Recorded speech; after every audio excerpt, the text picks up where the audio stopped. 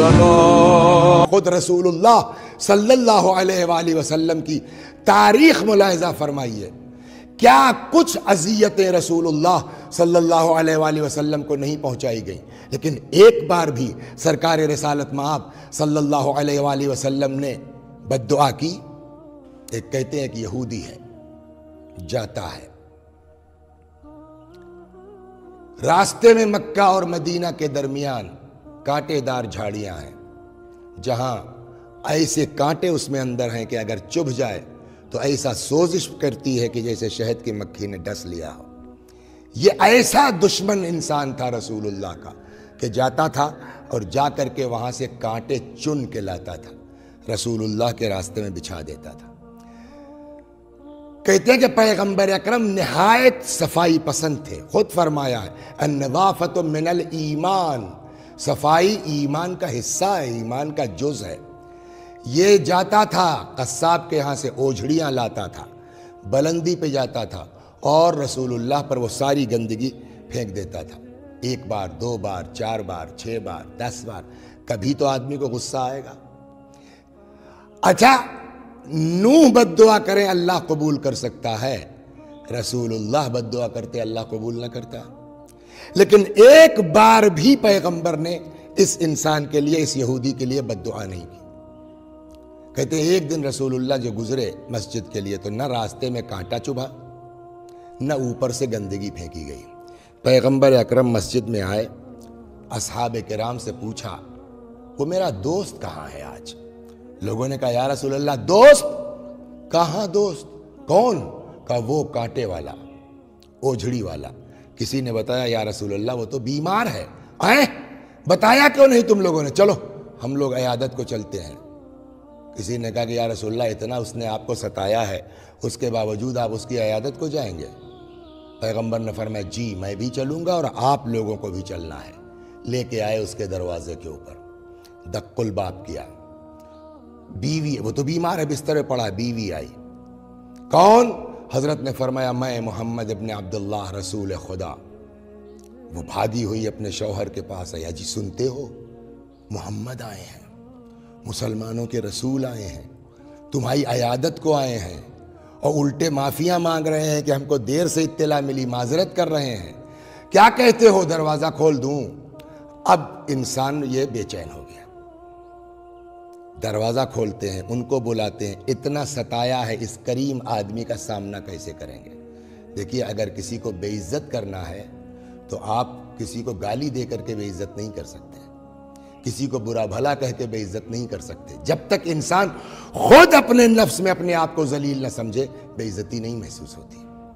اب یہ انسان سوچنے لگا کیا کریں، واپس کر دیں؟ یہ عربوں کے اخلاق کے خلاف ہے کہ دروازے پر آیا ہوا مہمان واپس کر دیا جائے، بلا لے، سامنا کرنے کی ہمت نہیں ہے۔ کچھ دیر تک سوچتا رہا، آخر میں کہتا ہے بیوی سے کہ واپس کرنا تو ٹھیک نہیں ہے، بلا لو، ایک کام کرو میرے چہرے پر کپڑا ڈال دو، مجھے سامنا کرنے کی ہمت نہیں ہے۔ کپڑا ڈلوایا، رسول اللہ آئے، سلام علیکم، علیکم السلام، کیا حال ہے؟ چپ، سنا بھائی تمہاری طبیعت خراب ہے، دیر سے اطلاع ملی ورنہ پہلے آتے، کوئی جواب نہیں۔ جب پیغمبر فرما چکے تب وہ وہیں اندر سے بولتا ہے یا رسول اللہ میں آپ کی کسی بات کا جواب اس وقت تک نہیں دوں گا جب تک آپ کلمہ پڑھوا کے مجھے مسلمان نہیں کر لیتے۔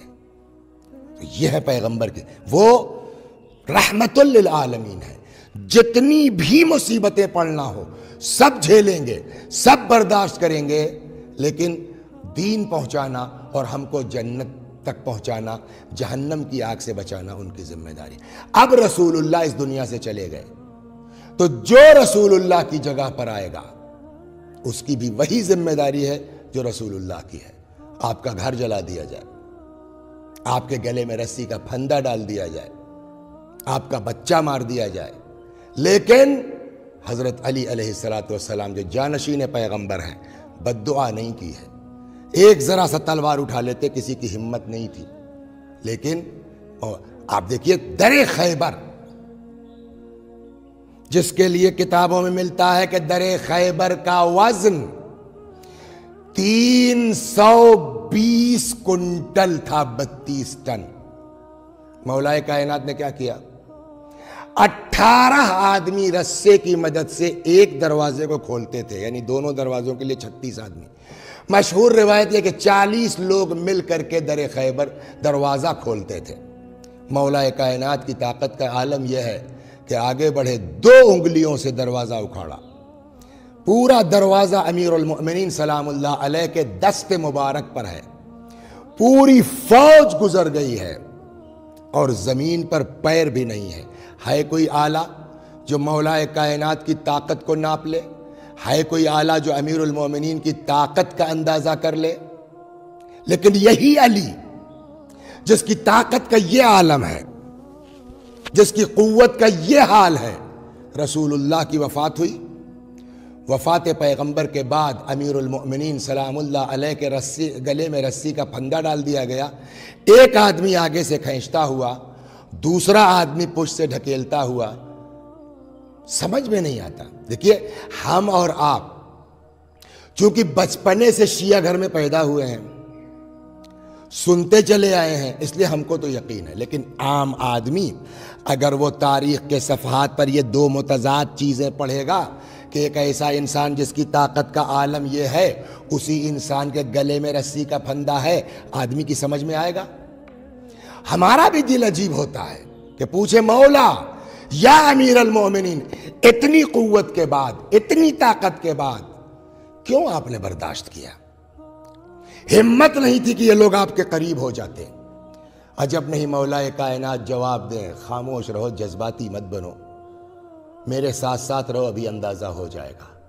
کیا دیکھ، اچھا مولا کائنات کا گھر اور مسجد متصل ہے، جیسے ہی لے کے نکلے رسی کا پھندا علی کے گلے میں، ایک یہودی سامنے تھا، جیسے ہی اس نے دیکھا مولا کائنات کو اس حال میں، فوراً کہتا اشہد ان لا الہ الا اللہ واشہد ان محمد رسول اللہ۔ اس کے ساتھ کوئی اور تھا، کہنا کیا ہوا، کلمہ پڑھ لیا تم نے، مسلمان ہو گئے تم؟ اس نے کہا ہاں۔ کہا کیوں؟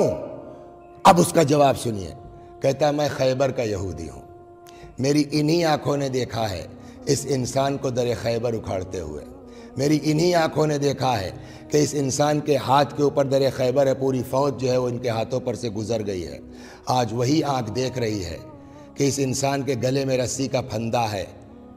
میں نے بہت غور کیا کہ کہاں وہ طاقت اور کہاں یہ صبر، بہت غور کیا، ایک ہی بات سمجھ میں آتی ہے کہ یہ واقعاً اللہ کے نمائندے ہیں۔